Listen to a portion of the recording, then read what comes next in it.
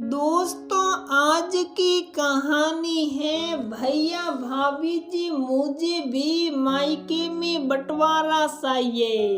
दोस्तों, कहानी शुरू करने से पहले अगर आपने हमारे चैनल को सब्सक्राइब नहीं किया है तो सब्सक्राइब कर लीजिए ताकि आपके पास पहुंचे हर नया वीडियो। भैया मुझे मकान में बंटवारा चाहिए। मैं घर में खर्चा देते देते थक गया। आप तो छोटी सी दुकान से आगे बढ़ना नहीं चाहते। मेरा भी स्टेटस है।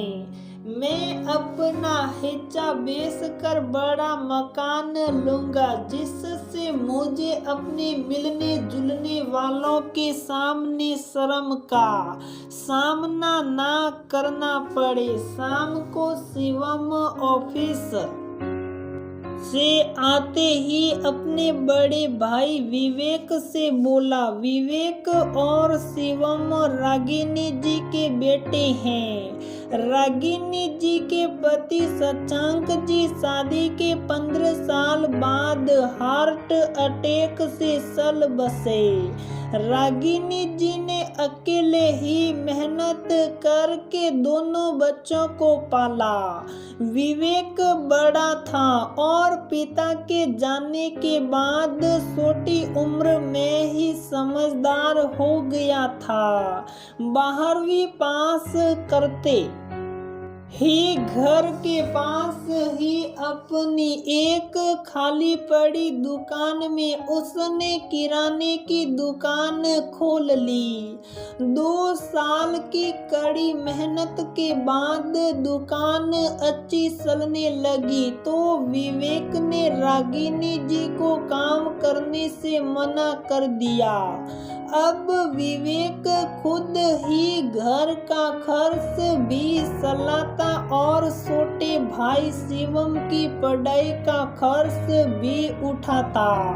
इसी बीच रागिनी जी देखभाल कर सुंदर सुशील प्रिया से विवेक का विवाह करा दिया। प्रिया एक संस्कारी लड़की थी। आते ही घर की जिम्मेदारियों को उसने अपने ऊपर ले लिया। विवेक ने शिवम की पढ़ाई में लगन देखकर उसे सिविल सर्विस की परीक्षा के लिए तैयारी करने को कहा। उसने खर्च के लिए विवेक ने अपनी दुकान गिरवी रख दी। जल्द ही परिवार के सभी सदस्यों की मेहनत रंग लाई और शिवम ने परीक्षा पास कर ली। शिवम सरकारी अधिकारी बन गया तो उसके लिए पैसे वाले घरों से रिश्ते आने लगे।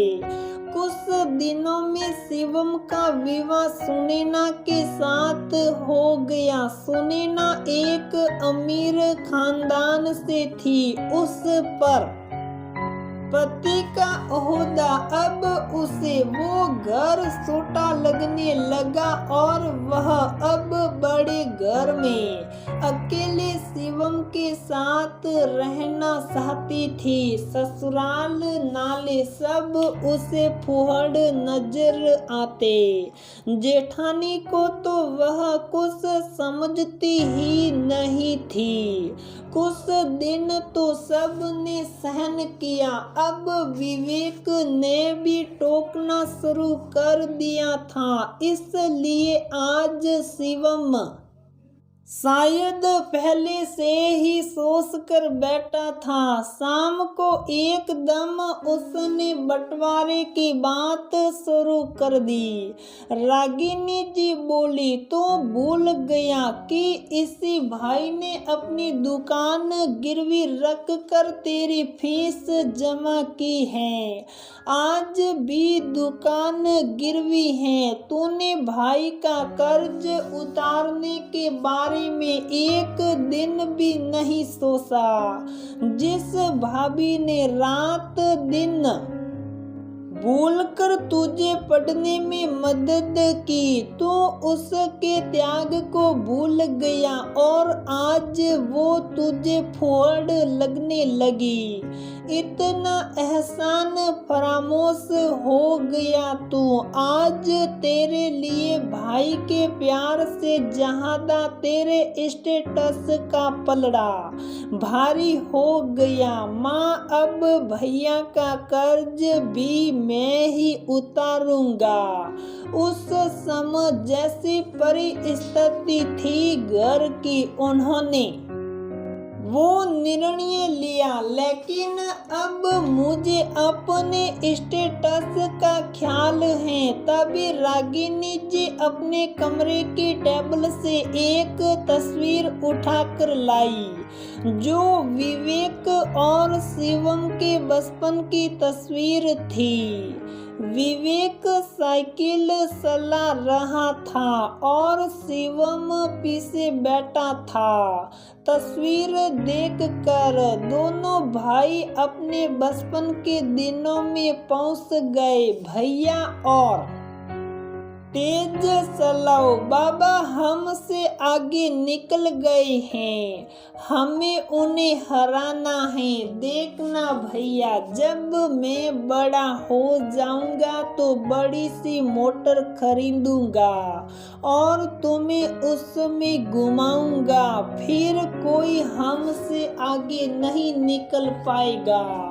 और दोनों भाई हंस पड़े और अपनी मस्ती में मस्त अपने प्यारे बचपन को जीते हुए मानो हवा से बातें करते हुए उड़े जा रहे थे। तस्वीर देखकर दोनों भाइयों की आंखों में आंसू आ गए और दोनों ने एक दूसरे को गले लगा लिया। माँ, आज आपने मुझे इस पाप से बचा लिया। भैया, मुझे माफ कर दो, मैं ओहदे के नशे में अंधा हो गया था। अब हम सब मिलकर बड़े घर में रहेंगे। सुनी न उसकी बात सुनकर उसे देखती रह गई, लेकिन उसकी शिवम से कुछ कहने की हिम्मत नहीं थी। वह समझ गई थी कि आज भाइयों का मिलन हो गया है। रागिनी जी ने अपने बेटे बहुओं को गले लगा लिया।